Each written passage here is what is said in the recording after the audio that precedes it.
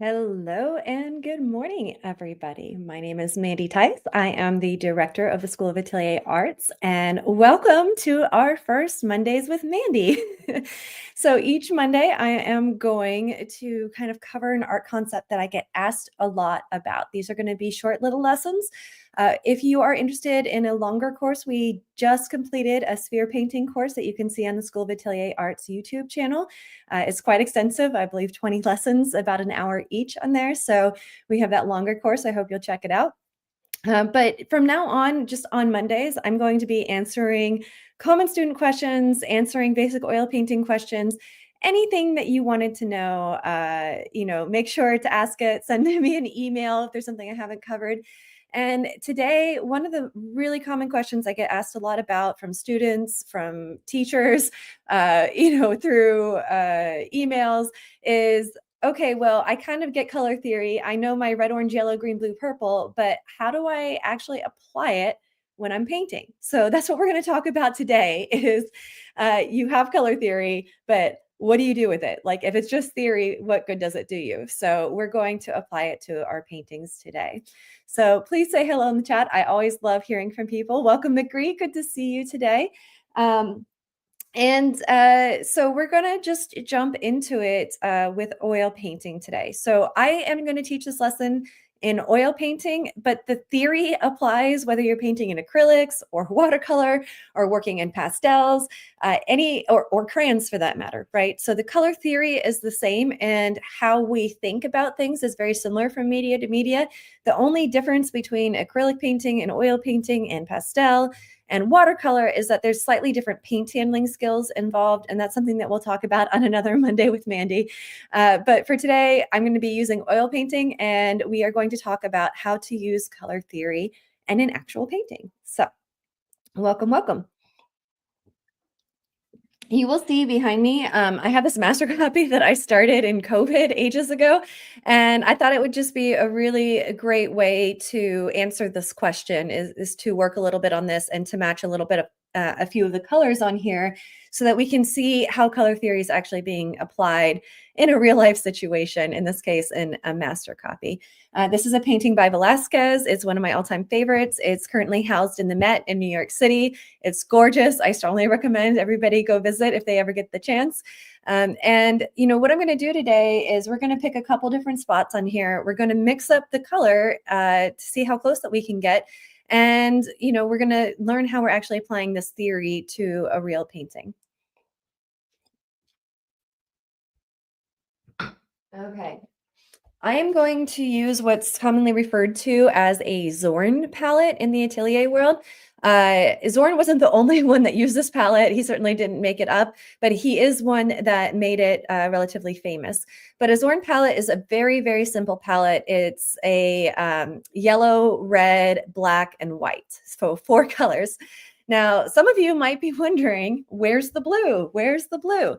But in the Zorn palette, the black actually acts as the blue. Keep in mind that on the color wheel, it's not red, orange, yellow, green, blue, purple, black. That black is actually just a really dark version of red, orange, yellow, green, blue, or purple. And in this case, the black that I'm using is a very dark value blue. So if I were to add some of this black with some of my white, so if I take a little bit of white and add black to it, you'll see that it's actually a slightly neutralized blue. That is not black at all, because black is not a color. Black is a way to describe a value, how light or dark something is. But do you see here that black is in fact just a really dark neutralized blue? And so we can get away with using black as our blue in many cases. Now, sometimes I will add a blue onto my palette, but I try to keep things as simple as possible. And for this demonstration, because we're really focused on color theory, I wanted to show you how versatile just these 4 colors can be when you're working on a painting like this. Okay, so what I'm going to do here is I'm just going to select a few of these colors. I'm going to rotate this so you see a little bit better. And we're going to work on matching them. So I'll hold up my palette and we'll work on matching. Actually, I'll hold it up over here so that we can see what we're matching here. So I'm just going to pick a couple different areas and a couple different colors. And I want to start in this area down here because this cloth on this figure, it's is an interesting color, right? And every color has a value, a chroma, and a hue. And if you want to learn more about value, chroma, and hue, I do have little mini videos on the School of Atelier Arts channel. I encourage you to check them out. It describes what each of them are. I'm not going to go super in depth on that in this lesson, but I will briefly say that chroma is the intensity of the color. So like a stop sign is a really intense chromatic red, whereas a brick on a house is a more neutralized red. So that's the chroma, the intensity of color. The value is how light or dark a color is, right? So, this part of the collar is a very light value. The shirt is a dark value. And then hue. Hue is just the word for red, orange, yellow, green, blue, purple.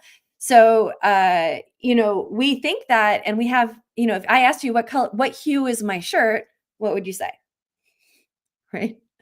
I'm hoping, even if you aren't like saying it or typing it right now, that you're saying red. That's the hue. Okay. But things get trickier the more neutralized things become. So, the stop sign we said is chromatic. The brick wall is more neutral than the stop sign, right? They're both the hue red, but the brick is a neutralized red. And so what's happening here is that the hue of this shirt is green, right? But most people wouldn't say that it's green. Most people would say that it's gray. But if we're asking what hue is it, red, orange, yellow, green, blue, purple, we have to pick one. And so what's happening here is that we have a neutralized green. That's the color of the shirt. It's a middle value neutralized green. So when we're mixing this color, we want to make a green, and then we want to neutralize it, and then we want to adjust for the value. So awesome. I see some excellent answer in the chat. So yes, my shirt is red, his shirt is green. My shirt is more chromatic than his shirt, right? His is neutral. His is a neutralized green. Mine is a somewhat chromatic red. Welcome, Ellen and Rita. So good to see you. Happy to have you here. Okay. So what we're going to do now is we're just going to attempt to mix a green that's a middle value and is neutralized, right? So I'm going to start by mixing a green. Now we're using, again, the Zorn palette, right? And what colors make up green? What two colors make up green? Yellow and blue. But again, we don't have a true, what we would consider a blue on our palette, but what we do have in the Zorn palette is a black, which is a dark neutralized blue. So if I take some of my yellow and I mix it with some of my black, I'm going to get a green. Voila, right? Who would have expected that if they mixed their yellow with black, they would have got a green? Okay, so we're trying to find the hue, and we said that his shirt is green, but is it a yellow green or a blue green? Let me know in the chat. Do you think this shirt that we've decided is green, is it a yellow green or a blue green? Like which way on the hue scale do you think it's going to lean? So for those of you who are joining us and are new, I strongly encourage giving answers in the chat because that makes your learning active. So my background is in art education. I'm a licensed art teacher. And we know that you learn different amounts, even when you're watching a video like this, based on how active and responsive you are to the information that's being presented. So in order to get the most out of your education, I encourage everyone, even if you feel a little intimidated by it, give the answers in the chat. If for any reason you're just so shy, you don't want to like type it in the chat, just get a piece of paper and write it down, but be active about your learning. Okay, so we have some good answers in the chat. So we made our green with the black and yellow, and it does look gray, right? Because it's such a neutralized green, right? It's not an intense green. It's not grass green, right? And whenever a color is neutral, it's hard to tell. So it's okay if you don't know, but in this case, it's actually a bluey green. All right. So we're going to add a little bit more black because our black is acting as our blue. And we're going to tilt this green to be a little bit more on the bluey green side. Do you see how different the color turned? And do you see how it crept a little bit closer to what we're seeing here, right? So everything we do is about creep in the color world, right? And we think chroma value hue, right? So right now we're working on hue, the hue being green, and in this case, a blue green. And I think we can even tilt it a touch more towards the blue side. But this is what makes color theory hard in application, right? Because we learn color theory with really obvious examples, right? Like, someone's showing us a picture of a stop sign and asking us what hue it is. Well, yeah, that's easy to see, right? But this, it does look gray, right? It takes more experience and knowledge and training with an atelier person to understand that the hue of this is still green, even though it's really neutralized. Okay, so we have this blue-green, and we need to neutralize it, right? Because this green is too chromatic, right? This is kind of like Christmas tree green, wreath green, and this is a more neutralized green here. So if I want to neutralize a color, there's several ways to do it, but the way that we're going to do it today is using the opposite on the color wheel. So if we have red, orange, yellow, green, blue, purple on a color wheel, what is opposite of green on the color wheel? Because that is the color we need to add to neutralize this. Not a lot of it, just a little bit, but that whatever is opposite on the color wheel will neutralize your paint. And good morning, Lisa. Good to have you here. Excellent. So Rita's giving me the right answer. It's red. So the opposite of green on the color wheel is red. Now, if I add too much red, then all of a sudden this color is going to become a neutralized red instead of a neutralized green. So what I need is to add just a little bit of red at a time until I get the level of neutrality that I'm looking for. Now, there's a trick that happens with your eye that whenever you add the opposite in, even though it's still reading green, because you're thinking red, it's going to start, you're going to think of it as red, even though it's still green. So especially when we have something so neutralized here, it's hard to add just enough that it's neutralizing it, but not so much that it turns it red. All right, so I'm just adding little bits of red at a time, trying to be mindful that it still needs to read green at the end of the day. All right, now this is one of those things, and we've talked about this in our other classes in here, and I talk about this in the online painting boot camp all the time, is that we see things differently when our nose is up close to something than when we're far away. So if you're adding red and you're like, oh, is it even green anymore? It looks red to me. Set your palette down and step like 8-10 feet away, right? Because you'll see it just like you guys are further away than I am. I think it still reads pretty green in the video. You let me know in the chat. Is this still reading green to you? But when my nose is in it, I'm like, oh, is it red? It feels red. It feels like it's getting red to me, right? So if you start getting lost in your color, stand back from it. Okay, so we've talked about hue. So we know that this is a green. We know it's a cold green. And then oh, Lisa's being funny in the chat. She's like, hello from Washington State. And she forgot the third syllable, Washington State. It's a Monday. It's okay. Mondays are excusable. Okay, so we have this green. We've neutralized it. Sorry, we have a green. The hue is green. We've made it a bluey green, right? So a cold green as opposed to a warm green. So we made it a bluey green. And then we started neutralizing it. So do you see how each thing we've done is broadening us? See, now I'm pulling my Monday words out, is bringing us a little bit closer there. Now, I'm seeing that when I added the red, it also warmed up my green, and I need a cool green. I don't want it to feel like a yellow green. I need it to feel like a blue green. So what that's telling me is I need to adjust the hue one more time by adding what we're calling blue. Remember, black is a neutralized blue. And I'm going to add that in because I need the hue to be on the bluey side of green, not the yellowy side of green. And you see how each thing we're doing is creeping us a little closer to the color that we're trying to achieve over here. Oh, good. Ellen's saying it looks green still. Woo! That's good because, sometimes, when I'm teaching, especially atelier color theory is very, very nuanced, right? And so sometimes when I'm trying to teach through a camera, the camera makes a little adjustment and then your screen at home is receiving it a little differently. And, sometimes I'll be giving a color lesson and people will write me afterwards being like, well, you kept saying green, but it was red, or, whatever. And sometimes, it's just good to be mindful about how your screen and how technology can manipulate the color. But also, when you're training your eye to see closer colors, sometimes you'll think that you're crazy, right? When you're mixing colors at this level of nuance, right? I'm talking about taking this pile of kind of muddy color green and making it cooler or warmer, right? So this is the application of the color theory.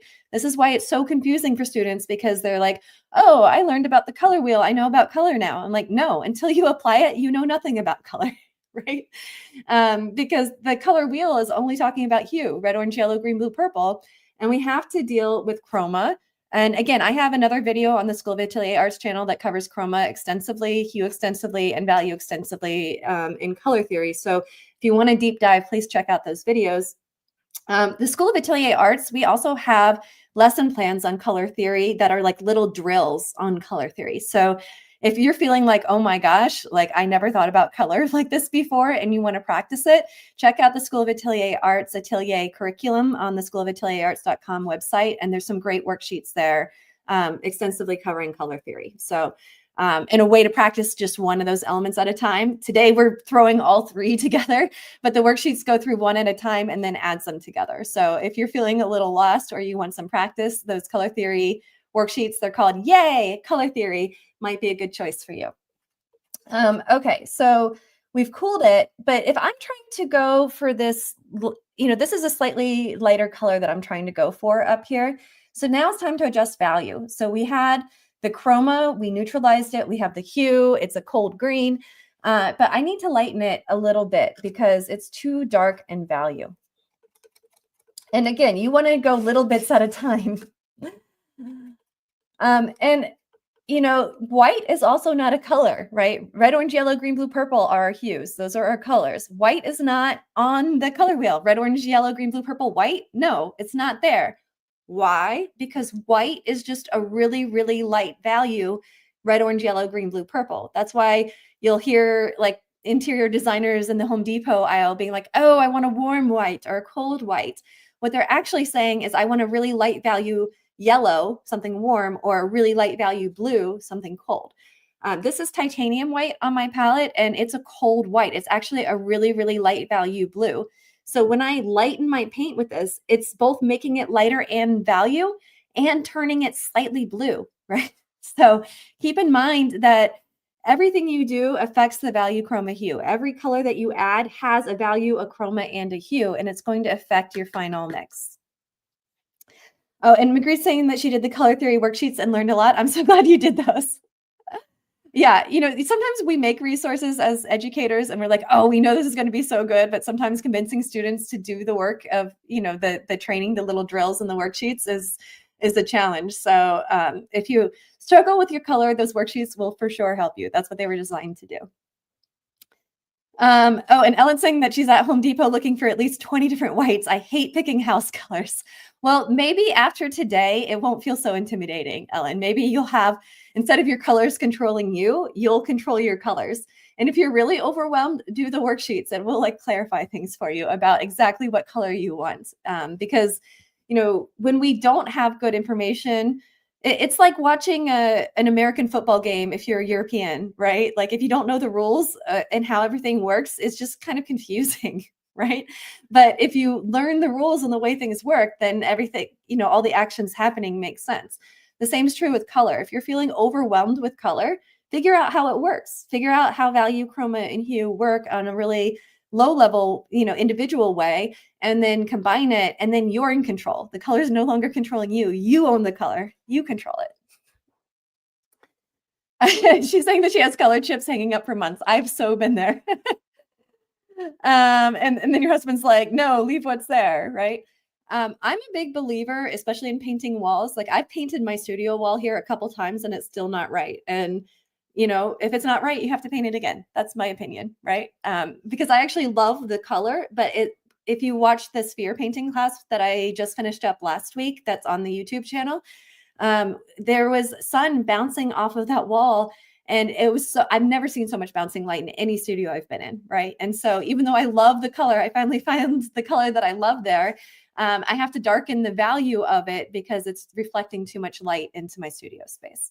And speaking of which, as I said that, the sun started bouncing the light again. I don't know if you saw that shift in the video. So the face, they mock us all.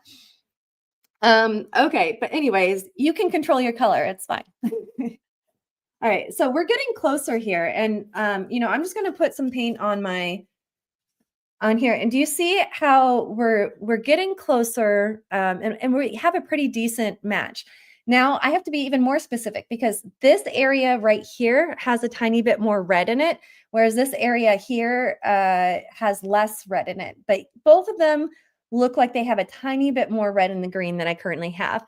And by saying red in the green, that's another way of saying it's slightly more neutralized because the opposite of green on the color wheel is red, and that's what's going to neutralize our paint. So I'm close, but we need to add just a little bit more red. And you'll see that I'm putting just tiniest little dips of red in here. I don't want to, overdo it.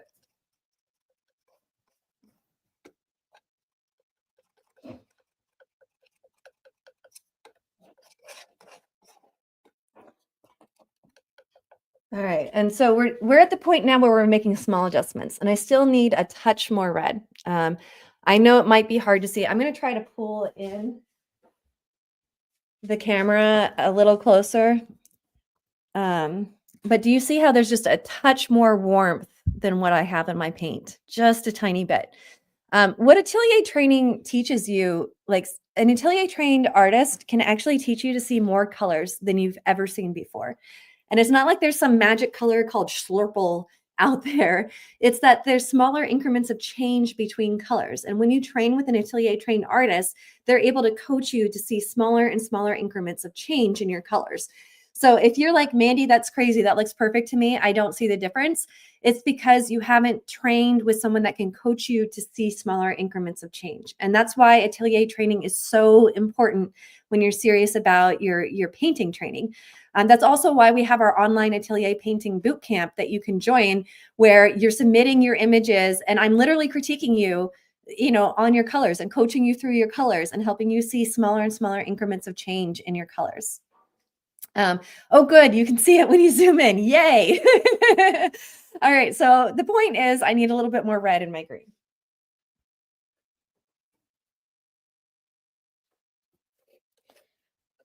All right. And just nudging slight amounts.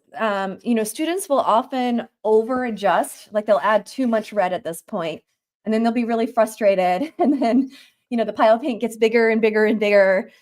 So the key is to make little adjustments at a time, just little bits at a time. And it still needs to read green, even though there's a lot of red in this green.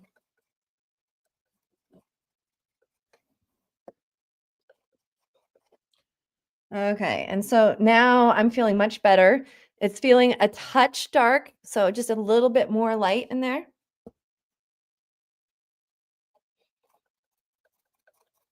And remember, the white is also going to cool our paint slightly because the white is a really, really light value blue. Okay, I'm feeling pretty good about this. All right, so I'm holding it up and voila. I'm going to put you guys really in it and try to get you nice and close. But do you see how we finally achieved the color we were looking for here? Okay, so it's a small increment of change when you are using color theory in a painting to get the color that you really intended to have in your painting there. Okay, so something else that I really want to point out to everybody is that, excuse me, is that we just spent a half hour mixing this color. Now, as an atelier trained artist by myself in my studio, I'm obviously not explaining every step and I can get there much quicker than a half hour. But if you are new to applying color theory in your painting and how to use color theory in your painting, you might think that you're crazy or silly for spending a half hour, but you're not. It's one of the best things that you can do to train your eye to see smaller increments of change, smaller nuances of color than you can see right now. So try not to let these ideas of how long a painting should take or how long mixing a color should take. The only thing that really matters is how close are you in matching the color, and do you know what you need to do to adjust the color? It's really common for students in ateliers when they're starting, applying color theory in their paintings to maybe not even know that this is green to begin with, right? They don't even know what the hue is. To them, it's gray, but they don't know if it's a green gray or a blue gray or yellow gray because they've always thought of it as gray. They haven't thought of the hue before. So one thing that you can do right now, the best thing you can do is go to an atelier. And if you want to train with me, you can join me at the Atelier Painting Bootcamp. The next best thing that you can do if you're not ready to join an atelier yet is to just pick random colors around your house, outside, wherever, and ask yourself, what is the value, what is the chroma, and what is the hue? Just by asking yourself those 3 questions on colors that you see, it will coach you. The worksheets that we have available in the School of Atelier Arts store also are really helpful for practicing your color. And the best thing about the worksheets is that they have an answer key, right? So when you're out there in the world just guessing, you may or may not be right. You don't have an atelier trained person, giving you feedback. But when you have the worksheets, you're getting the feedback from an atelier trained artist telling you which one is the right one, right? And if you're wrong, you'll know it because the answer key will tell you so. Okay. My goodness. Excuse me. Okay. So, excuse me. I just can't get rid of this cough. Okay, so we mixed this green color in here and matched this color. We have time to mix one more color. So I wanted to mix maybe this color up here in the cheekbone because skin tones can be really, really challenging for students. And I think now collectively as a group that we've all been talking about color for a little bit, that we can have a little back and forth here as we go through an exploratory journey to find this color right here on the cheekbone. This is the zygomatic arch of the cheek. Okay. So I'm going to clean off my palette knife here. We don't want to pollute our new color. All right. So I'm looking specifically, I'm going to rotate you guys so that you really get in here. I'm looking specifically right here. Is this a red, orange, yellow, green, blue, or purple? If you had to pick one, red, orange, yellow, green, blue, or purple.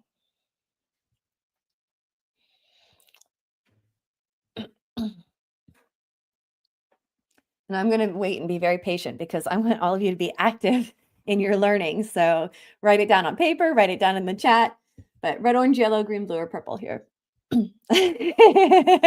Ellen's cheating. She's saying red, orange. Rita's giving me an orange. You could make an argument for orange or red, and a hue can be red, orange, right? So we usually say red, orange, yellow, green, blue, purple, but obviously on that circle, the red is transitioning to yellow. So red, orange actually is a valid answer, right? But if I had to pick one of the standard answers, red, orange, yellow, green, blue, purple, it's such a reddy orange that is actually closer to red than it is orange on the color wheel. So if I only had red, orange, yellow, green, blue, purple, I would have to say red, but hues can be nuanced. We have yellow greens and red purples, right? Based on where they are in the color wheel. So we can say it's a reddy orange, and that's actually a pretty accurate answer. The red I have on my palette, yes. Okay, so if I say the hue is a reddy orange, I'm going to start by taking some of my red and adding just a little bit of yellow to it to make it orange, a reddy orange. So this is our hue, right? I guess I can add a little more yellow. All right, so overall, it's closer to red than it is a true orange, but it's a really warm red. If it was a bluey red, like a purpley red, we would say it's a cold red. Some people say that warm and cool is the last element of color, that you have value, chroma, hue, and then also warm, cool. But warm, cool is just a description of the hue, because you can have a purpley red or an orangey red. And in this case, we have an orangey red. Okay, so we have our hue. Voila. If I just throw it down here, is that actually a match? Not really, right? This is way too chromatic, right? Of a hue. So we need to neutralize this hue. And so if we take what's opposite of the color wheel, what is the opposite of orange on the color wheel? And welcome, Sheila. Good to have you. What is the opposite of orange on our color wheel? Because that's the color we need to neutralize this. And it's unexpected. People don't think to put this in their paint when they're painting skin tones. And Ellen has it. Yes, blue. Okay. So we need to add a little bit of blue. It's not a ton. Which one of these is my blue? Remember from the beginning that we are using a Zorn palette. So a white, a yellow, a red, and that this black is actually our blue. It's a really, really dark value blue. Exactly. So our blue is this black. So we're going to add just a little bit into our orangey red here.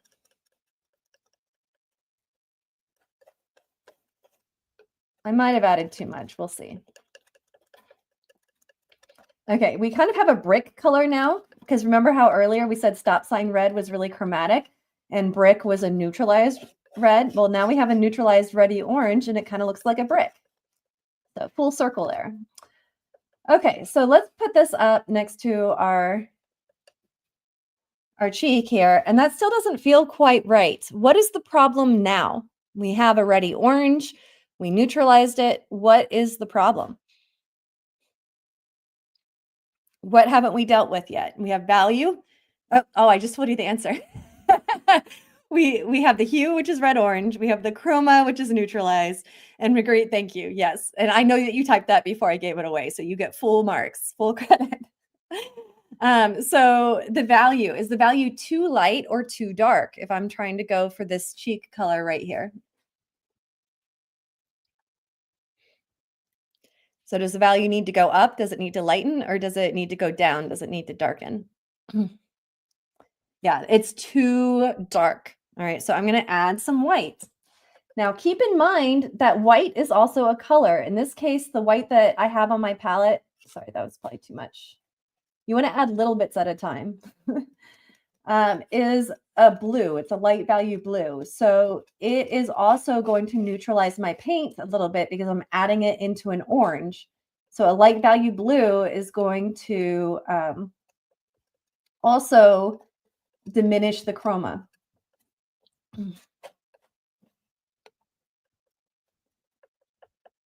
Okay, so when I put this here, I'm getting closer, but it's actually a little bit too neutralized. Do you see how this cheek is actually slightly more chromatic than this color that I mixed? So what I'm going to do is I'm going to put this little pile to the side here, and I'm going to mix my reddy orange that I started with because that's the most chromatic that we have, right? So I'm going to mix back a little bit of this reddy orange.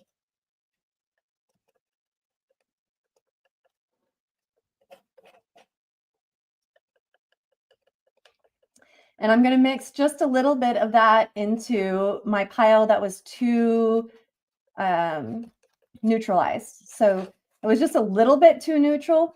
And so I want to add just a little bit of the chroma pile to it at a time. And it's closer, but I need a little bit more chroma in here. Right. So part of what you need to know with applying color theory is how to adjust your colors. If it's too chromatic, how do you neutralize it? If it's too neutral, how do you make it more chromatic? And so if you're methodical about each of your colors, you'll learn how to do this. Okay. And we are pretty close to this value here now. Okay. So do you see how here you can see the color, and as I get to the color I was trying to mix, it disappears? That's a good sign that we mixed the right color. All right. Okay. Congratulations, everybody. We just mixed two really nuanced colors, this one being more chromatic than this one. You know, that this is something that people miss in skin tones a lot. They chalk out skin tones. They make it too neutral. That's what chalking out is. And so often they're missing these chroma notes and skin tones. And then they tend to over exaggerate the chroma in clothing in particular, right? So oftentimes people will paint this almost a pure grass green and wonder why it doesn't look quite right, right? So I hope that by doing these two colors today, it's given you a little bit of insight into how to use color theory in your painting. All right. So I'd like to give a moment here if there's any other questions in the chat about color theory and painting today. That's our lesson for today. I do have a couple things for you. We talked about the worksheets, the color theory worksheets, but this week the School of Atelier Arts actually just launched a composition worksheet set. It's a brand new worksheet set. And whenever we release the worksheets, we give you a really good discount. So I'm just going to pop that up here. If you're interested in our worksheets, this is our newest set. You get $10 off, but only this week because this is the launch week. So whenever we launch the new worksheets, we give you a crazy good discount. And if you buy today, there's an extra bonus that you'll get. You'll get 10 free color theory worksheets as well. So you'll actually get this set of composition worksheets and 10 bonus color theory worksheets. So if you're curious about the color theory ones, you can get a little sampler of them with our launch because we try to be extra generous whenever we launch our worksheets. So if you're interested in that, please check them out. Again, I will be doing Mondays with Mandy every Monday, and we're going to just cover a question like we did today. So someone asked me how to use color theory in painting, and that's what we covered today. Ooh, I'm excited, Ellen. Yes, get it. These worksheets are so useful, especially, I started designing them as an art teacher, to give my students, little pieces, right? Because not when you have a 45-minute class period, you're not necessarily going to be mixing up a whole oil palette. But then I found that with my, more serious atelier students, that it was also really helpful as drills, right? When you're learning to play basketball, you still do drills where you dribble the ball and, jump this way or that way. I'm not a sporty person, whatever, but you get the idea, right? So the same is true with atelier training. Like you don't have to tackle enormous problems all at once. You can break them down into smaller bits, practice them, and then apply them to your work. And that's the intent behind these worksheets. So if you really want a way to drill color concepts, to drill composition concepts, we also have worksheets on how to draw faces and how to draw people. It's a way to practice without having to do everything at once. It isolates each of the concepts and then builds them back together. Yes, they're very good, Ellen. It's exactly like piano scales, right? People think that we just show up and we start, on one side of our painting and we paint to the other side and voila, it's done. But that's not how painting works. That's not how anything works, right? Oh, I'm excited, Shirley, that you looked through those. Excellent. She just got them. Very exciting. Very, very exciting. Yeah, this is the best price you'll get on our worksheets. When we launch them, we offer the best price. So there's a good question in the chat. Should we print them out? So you can, but you don't have to. On all of our worksheets, because they're also designed to be used in classroom situations, you can just open them digitally and then write your answers down, kind of like how I tell you to write things down in the chat when we're working together here. So you can just write down all your answers while looking at the screen and then check the answer key. So that's definitely a possibility. For the composition worksheets, some of them I ask you to draw on them. So it might be a good choice to print them out in black and white. You don't have to print them out in full color necessarily, except for the color section on composition, but you don't need to print those. You can just say what the color is and then check the answer key. So I try to make everything economical.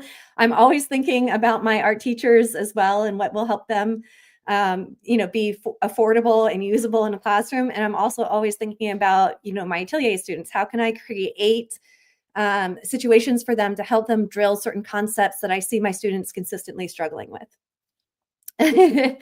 Absolutely. Okay, I'm going to pull this down so I can say my goodbyes.